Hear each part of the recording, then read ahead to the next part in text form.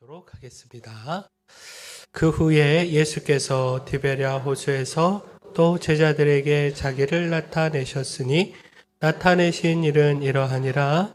시몬 베드로와 디두모라 하는 도마와 갈릴리 가나 사람 나다나엘과 세베대의 아들들과 또 다른 제자 둘이 함께 있더니 시몬 베드로가 나는 물고기 잡으러 가노라 하니 그들이 우리도 함께 가겠다 하고 나가서 배에 올랐으나 그날 밤에 아무것도 잡지 못하였더니 날이 새어갈 때에 예수께서 바닷가에 서셨으나 제자들이 예수이신 줄 알지 못하는지라.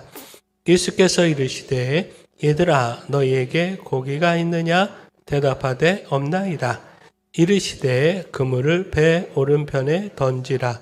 그리하면 잡으리라 하시니 이에 던졌더니 물고기가 많아 그물을 들 수 없더라.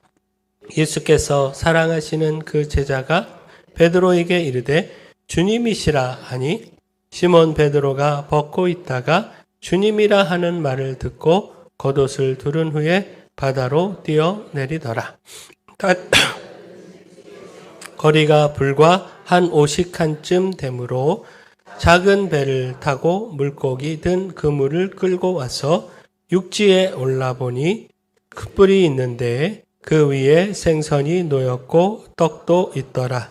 예수께서 이르시되 지금 잡은 생선을 좀 가져오라 하시니 시몬 베드로가 올라가서 그물을 육지에 끌고 올리니 가득히 찬 물고기가 150마리라. 이같이 많으나 그물이 찢어지지 아니하였더라. 예수께서 이르시되 와서 조반을 먹으라 하시니 주님이신 줄 아는 고로 당신이 누구냐 감히 묻는 자가 없더라. 예수께서 가셔서 떡을 가져다가 그들에게 주시고 생선도 그와 같이 하시니라. 이것은 예수께서 죽은 자 가운데서 살아나신 후에 세 번째로 제자들에게 나타나신 것이라. 아멘. 좌우에 계신 분하고 인사하겠습니다. 잘 오셨습니다. 주의 은혜가 있을 겁니다. 네, 우리 한 번 더 인사할까요? 주님 따라 길 따라 살살살 합시다. 네, 살고 살리고 살아가는 우리의 삶이 되기를 소망합니다. 자, 사람은 실패하면요, 앞으로 나아가기보다 뒤로 물러나기가 쉽습니다. 상처를 받으면 도전하기보다 숨고 싶어집니다. 부끄러움을 겪으면 새로운 길을 가기보다 익숙한 자리로 돌아가고 싶어 합니다. 자, 그렇게 시험에 떨어진 많은 사람이 다시 도전하기보다 책을 덮어버리고자 하는 것이고요. 또 관계의 상처를 입은 사람이 사랑하기보다 마음을 닫으려고 하는 겁니다. 그러나 바로 거기서 일어나는 사람, 그 실패의 자리에서 덮어버리고 싶고 닫아버리고 싶지만 그러나 그 마음을 이기고 다시 도전하여 일어나는 사람, 바로 그 사람이 결국 승리의 삶을 살게 됩니다. 자, 오늘 우리의 믿음도 또 사명도 마찬가지입니다. 오늘 말씀의 제자들을 통해서 이와 같은 사실을 확인해 볼 수 있습니다. 곧 예수님은 부활하셨습니다. 막달라 마리아도 주님을 만났고요. 제자들도 이미 부활의 주님을 목격했습니다. 그런데도 이상한 거지요. 그 제자들이 부활의 사실은 알지만 부활의 기쁨은 누리지 못했다라는 겁니다.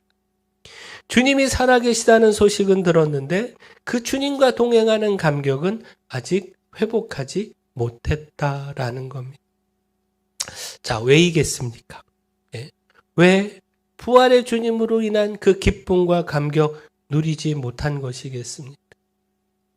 그들 안에 있는 실패, 상처, 또 부끄러움, 바로 이것 때문 아니겠습니까?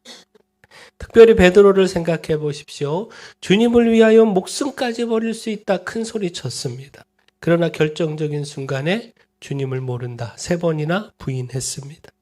그 실패와 부끄러움이 얼마나 컸겠습니까? 그래서 오늘 본문 3절을 보시면 이렇게 말하는 겁니다. 나는 물고기 잡으러 가노라. 철저한 실패와 넘어짐 그리고 낭망이 담긴 그런 고백입니다. 예수님을 따르던 그 자리에서 다시 옛 삶의 자리로 돌아가겠다는 겁니다. 자, 그러자 다른 제자들도 말합니다. 곧 그들도 예수님의 십자가 앞에서 실패했죠. 그들 역시 부끄러움이 있지요. 그렇게 베드로의 이야기를 들으며 우리도 함께 가겠다. 동일한 실패의 모습, 동일한 후퇴의 모습을 보였다라는 겁니다. 자, 여기서 우리를 좀 돌아보면 좋겠습니다. 우리 믿음의 상태는 어떠한가? 실패와 낭망 속에서, 어려운 일들 속에서 열심히 사는데 뜻한 대로 되지는 않고 힘써 기도하는데 응답은 없고, 아니 응답이 없는 것 같고, 일은 자꾸 꼬이고 복잡해지고, 그래서 주저앉아 이전의 모습, 뜨거움도 없고 열심도 없고 확신도 없었던 그 이전의 모습으로 혹 돌아가고 있지 않느냐는 겁니다. 예수님 믿기 전에, 은혜를 알기 전에 그저 내 힘과 내 계산으로 살아가던 그 자리로 슬그머니 물러나 있지 않느냐는 겁니다. 여기서 기억할 것이 있습니다. 그 안에서 예수님을 잃어버리면요, 우리의 삶의 방향을 붙들어 주시는 그 예수님을 놓쳐버리면 결국 우리는요, 실패의 자리로, 의미 없는 과거의 자리로, 벗어나지 못하는 낙심과 후회의 자리로, 그 절망의 자리로 다시 돌아갈 수밖에 없다라는 겁니다. 그 성경은요, 그 제자들의 밤을 아주 냉정하게 기록하고 있는데, 자, 3절 하반절 말씀 한번 보십시오. 나가서 배에 올랐으나 그날 밤에 아무것도 잡지 못하였더니. 자, 이게 얼마나 중요한 말씀입니까? 다시 배를 탔습니다. 다시 그물을 던졌습니다. 밤새 수고했습니다. 그런데 아무것도 잡지 못했습니다. 자, 바로 이것이 보여주는 건 예수님 없이 돌아간 삶, 예수님을 놓쳐버린 채 붙드는 옛 삶의 방식, 그 삶은 결코 소망이 될 수 없다는 겁니다. 분주할 수는 있습니다. 땀 흘릴 수는 있습니다. 밤새 애쓸 수는 있습니다. 그런데 영혼은 비고요, 손에 남는 것은 아무것도 없습니다. 그러므로 예수님 놓치지 말아야 합니다. 그 어떤 부끄러움, 그 상처, 그 실패, 아픔이 있다고 할지라도 예수님 잃어버리지 말아야 하고요, 그 주님 안에서 결정하고 그 주님을 통하여 방향을 잡아야 합니다. 따라서 우리에게 소망은 오직 예수님. 그럼에도 찾아오시고, 그럼에도 먼저 손 내밀어 주시는 예수님. 내가 넘어졌고 내가 실패했고 내가 부끄럽다라고 도망쳤는데 그럼에도 외면하지 않으시고 포기하지 않으시고 찾아와 먼저 손 내미시는 예수님. 낭망으로 주저앉아 그 주님 잃어버린 우리의 삶에 먼저 사랑을 베푸시는 예수님이 우리의 유일한 소망이다라는 겁니다. 자, 4절을 한번 보십시오. 제자들이 예수님을 찾아간 것이 아닙니다. 제자들이 믿음으로 멋지게 회복이 되어서 주님께 달려온 것이 아니고요, 예수님께서 먼저 제자들을 찾아오셨습니다. 낭망 속에 내려간 이 디베랴 호수고 그 갈릴리 바다에 아직 흔들리고 아직 뒤로 물러나 있고 아직 빈 그물의 실패 속에서 허덕이고 있을 때, 바로 그때 예수님은 제자들을 찾아가셨습니다. 바로 이것이 복음입니다. 우리가 아직 죄인이었을 때에도 먼저 찾아오셨고, 실패로 넘어졌을 때도 먼저 찾아오십니다. 주님 잃어버리고 이전으로 돌아갔을 때도 끝내 포기하지 않으시고 다시 찾아오십니다. 바로 이런 예수님이 우리의 복음입니다. 그러므로 중요한 것이요, 알아보아야 합니다. 찾아오시는 주님 놓치지 말고 알아보아야 합니다. 4절 말씀 한번 다시 보십시오. 하반절을 보시면 제자들이 예수인 줄 알지 못하는지라. 자, 왜 알아보지 못했을까요? 예수님이 바닷가에 서 계시는데 왜 못 알아봤을까요? 물론 새벽이었기 때문에 그럴 수도 있고, 거리가 있었기 때문에 그럴 수도 있습니다. 근데 오늘 말씀은요, 단순히 시야 문제를 이야기하는 것 같지 않습니다. 지금 제자들의 영적 상태, 가까이 계셔도 알아보지 못하고 은혜가 와도 놓치고 주님이 말씀하고 계셔도 듣지 못하는 그런 영적 낭망의 상태, 바로 이 상태를 보여주고 있다라는 겁니다. 그 실패가 너무도 크면요, 주님보다 실패가 더 크게 보이고요. 또 상처가 너무나도 깊으면요, 주님의 임재보다 내 아픔이 더 크게 느껴질 수 있습니다. 그래서 가까이 주님이 찾아오셨음에도 불구하고 보지 못할 수 있습니다. 오늘 우리의 삶 마찬가지 아니겠습니까? 주님이 이미 일하고 계십니다. 말씀하고 계시고 문을 열고 계십니다. 근데 우리는 현실의 바다만 보고 빈 그물만 보고 내 상처만 보고 정작 주님은 보지 못하고 있을 수 있습니다. 그러므로 우리 인생의 실패와 상처, 여기서 주저앉아만 있지 말아야 합니다.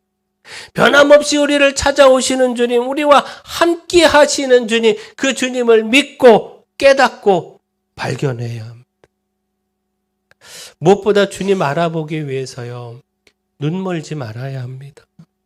그 실패와 상처, 이것과는 반대의 상황으로요, 사람은 당장 눈앞에 성공이 보이면, 풍요가 보이고 승리가 보이면 거기에 마음을 빼앗기기가 쉽습니다. 바로 그때 우리가 조심해야 합니다. 눈앞에 축복이, 그 축복에 눈이 멀어서 정작 그 축복을 주시는 주님을 놓쳐버리는 그런 어리석음이 없어야 합니다. 오히려 그 속에서 주님을 더 바로 보고 더 깨닫는 영적인 눈을 가져야 합니다. 곧 예수님을 알아보지 못하는 제자들에게 예수님이 말씀하시죠. 너희에게 고기가 있느냐? 그리고 이어서 말씀하십니다. 그물을 배 오른편에 던져라. 제자들이 그 말씀대로 던졌더니요, 그물을 들 수 없을 만큼 엄청난 고기를 잡게 됐습니다. 자, 그때 예수님께서 사랑하시는 제자, 곧 요한이지요? 요한이 베드로에게 말합니다. 주님이시라. 주님이시라. 자, 이것이 참 중요합니다. 요한은 물고기를 먼저 본 것이 아니고요, 그 사건 속에 계신 주님을 먼저 보았습니다. 기적보다 먼저 그 기적을 행하신 주님을 알아보았다라는 겁니다. 자, 베드로도 마찬가지입니다. 주님이시라고 하는 말을 듣자마자 그 잡은 물고기 세워볼 생각도 하지 않고 그 엄청난 수확을 붙들고 기뻐하는 일에 머물지도 않았고 곧바로 바다로 뛰어내려 예수님께로 갔습니다. 자, 왜 그렇습니까? 그 많은 물고기보다 다시 찾아오신 주님, 그 눈앞의 수확보다 다시 주님 앞에 서는 것, 바로 이것이 더 중요했기 때문입니다. 사실 이 장면은요, 베드로가 처음 예수님의 부르심을 받았던 때, 그때를 그대로 떠올리게 하는 그런 말씀이죠. 네. 그때도 예수님은요, 깊은 데로 가서 그물을 내리라 하셨고, 말씀에 순종했을 때 엄청난 고기를 잡았습니다. 그리고 그때도 베드로는요, 그 물고기의 마음을 빼앗기지 않았고요, 오히려 그 모든 것을 뒤로 하고 예수님을 따랐습니다.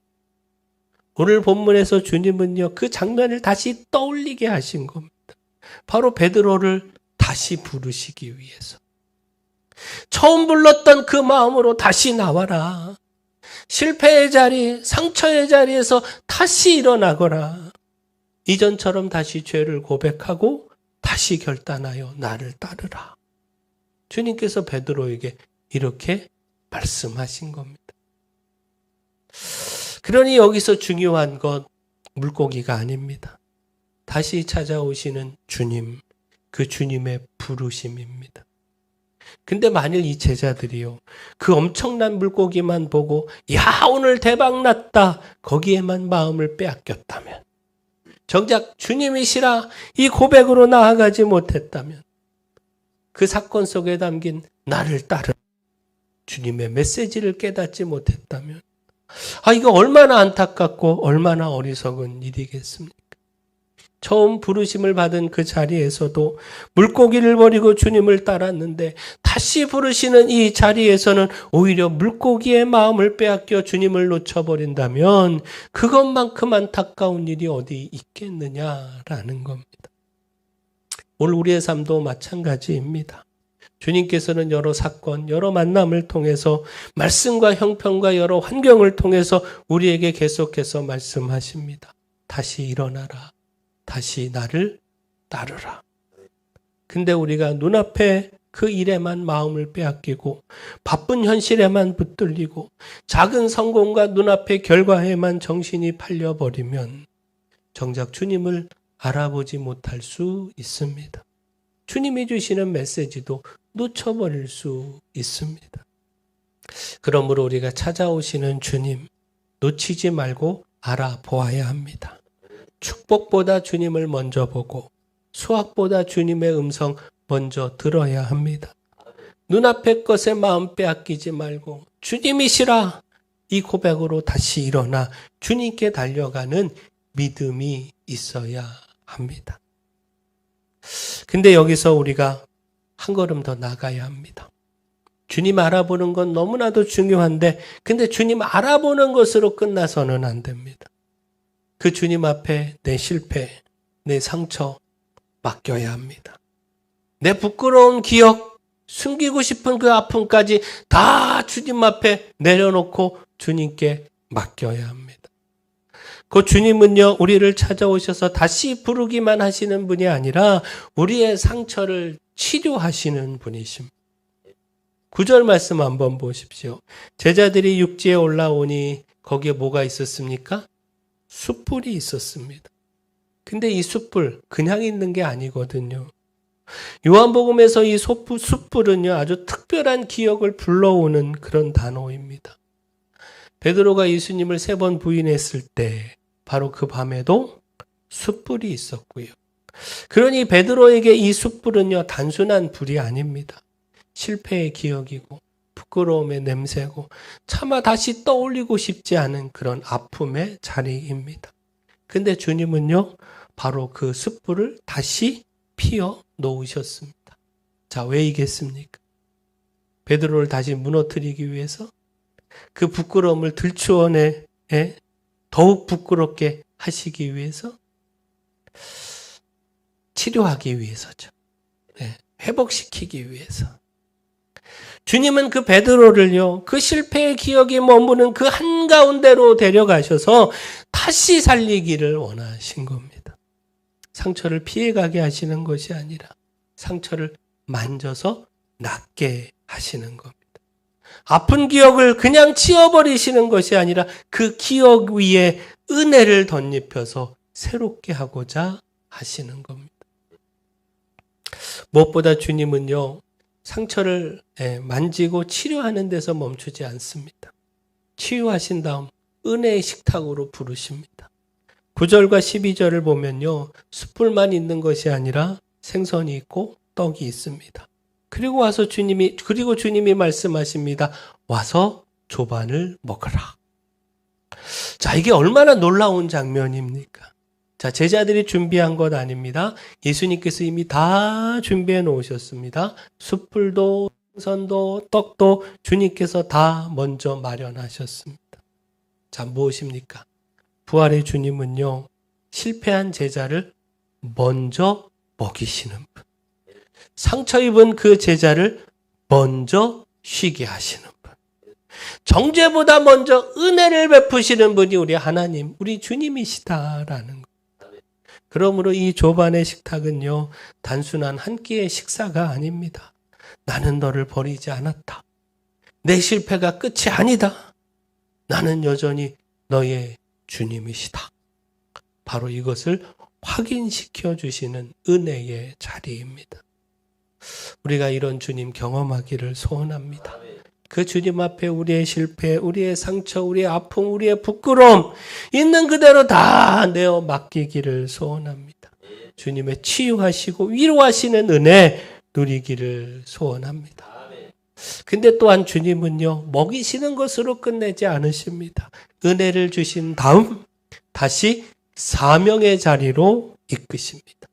그 상처를 치료하시고 그 놀라운 사랑으로 은혜를 베푸신 이후에 우리를 사명으로 이끄십니다. 자, 10절 말씀 보시면 주님이 이렇게 말씀하십니다. 지금 잡은 생선을 좀 가져오라. 자, 이 말씀이 중요합니다. 왜냐? 예수님은 이미 생선을 다 준비해 놓으셨거든요. 설마 주님이 준비한 이 생선이 모자라서 더 가져오라 이렇게 말씀하신 것이겠습니까? 이미 식탁은 마련됐고요. 이미 충분합니다. 그럼에도 불구하고 주님 말씀하십니다. 지금 잡은 생선을 좀 가져와라. 바로 여기서요. 다시 제자들의 순종을 원하시는 주님, 다시 사명의 자리로 부르시는 주님, 그 주님의 뜻을 보게 된다라는 겁니다. 그 제자들이 잡은 이 물고기, 사실 그것도 주님의 은혜로 얻은 수확 아니겠습니까? 그 주님의 은혜로 얻은 이 수확을요, 이제 다시 주님 앞에 가져오라는 겁니다. 주님이 주신 것을 주님 앞에 내어 드리라는 겁니다. 주님 말씀 앞에 순종으로 올려 드리라는 겁니다.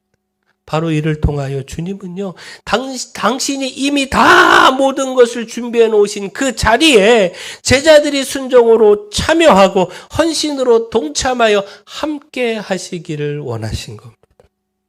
그렇게 주님의 복음의 사역, 사명의 자리에 다시 서기를 원하신 겁니다. 곧 우리가 다시 한번 주목하면요, 주님은 모든 것을 다 준비하셨습니다. 생선도 이미 준비되어 있습니다. 그런데 주님께서 그렇게 모든 것 다 준비하시고 모든 것 다 이루시는 분이십니다. 그럼에도 주님은 지금 잡은 생선, 곧 우리의 작은 헌신을 받으셔서 당신의 일을 행하기를 원하신다라는 겁니다.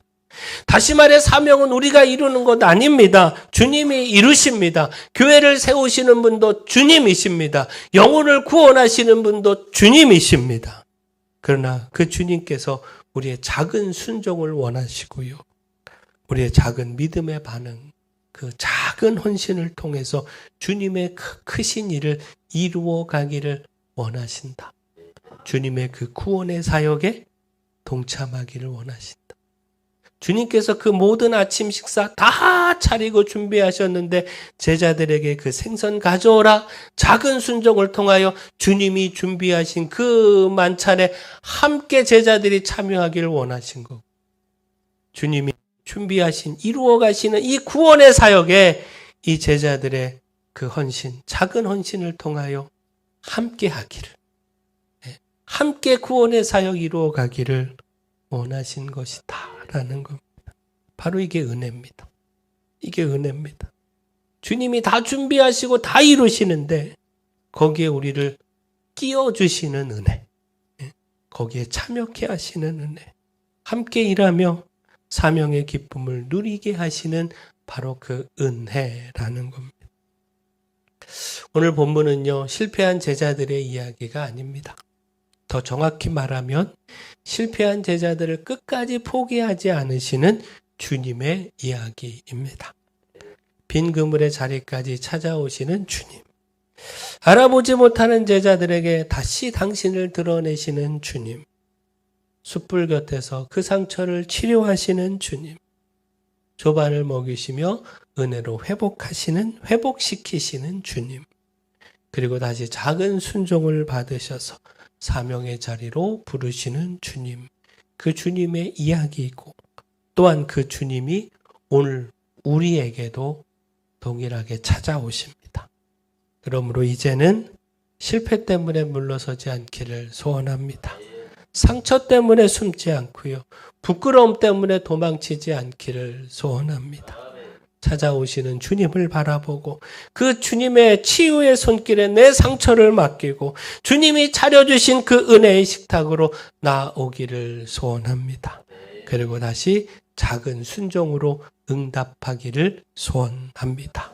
그러므로 부활의 주님 안에서 다시 소망을 회복하고 다시 치유를 경험하고 다시 사명으로 일어서는 우리 모두 다 되기를 소원합니다.